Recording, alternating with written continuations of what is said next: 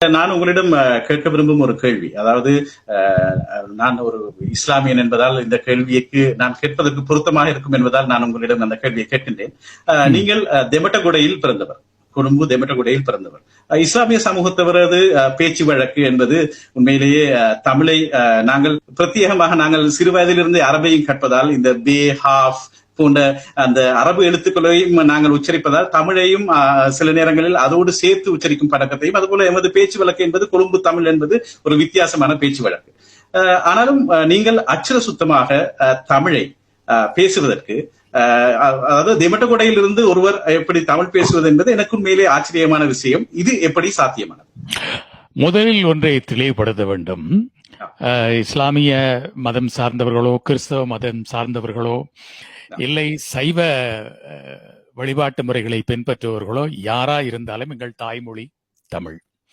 எங்களுடைய மூதாதையர்கள், அதாவது தொன்மையில் ஒரு இனக்குழுமமாக இருந்தவர்கள் வெவ்வேறு மதங்களை தழுவி இருக்கின்றார்கள். அதனால் தான் இன்று இலங்கையில் மேமன் சமூகம், போரா சமூகம், மலாய் சமூகம் என்று குறிப்பிட்ட சமூகங்கள் இருந்தாலும் கூட இதர பகுதிகளில், சிங்கள பகுதிகளில் வாழும் முஸ்லிம்களுடைய தாய்மொழி தமிழாகவே இருக்கிறது. அதற்கு காரணம் தொன்மையில் எங்கள் மூதாதையர்கள் தமிழர்கள். ஆகவே தமிழர்கள் என்ற இனக்குழுமத்தில் நாம் ஒரு அங்கம். இந்த மொழி எந்த மதத்துக்கும் சொந்தமானது அல்ல. அந்த வகையில் தமிழ் மொழி என்னுடைய தாய்மொழி என்ற உணர்வு அந்த இளம் வயதிலேயே வேரூன்றி வளர்க்கப்பட்டது என்னுடைய ஆசிரியர்களால். எனக்கு அகரம் கற்பித்த ஆசிரியர் ஆவண்ணா பொன்னுத்துரை, இலக்கியம் கற்றுத்தந்த பண்டிதர் சிவலிங்கம் எங்கள் அதிபர். அப்ப அந்த இளம் வயதிலேயே என்னுடைய தாய்மொழியை தெளிவாக உச்சரிப்பு பிழை இன்றி பேச வேண்டும் என்ற ஒரு உந்துதல் எனக்குள்ளேயே இருந்தது. அதை ஊட்டி வளர்த்தவர்கள் என்னுடைய ஆசிரியர்கள்.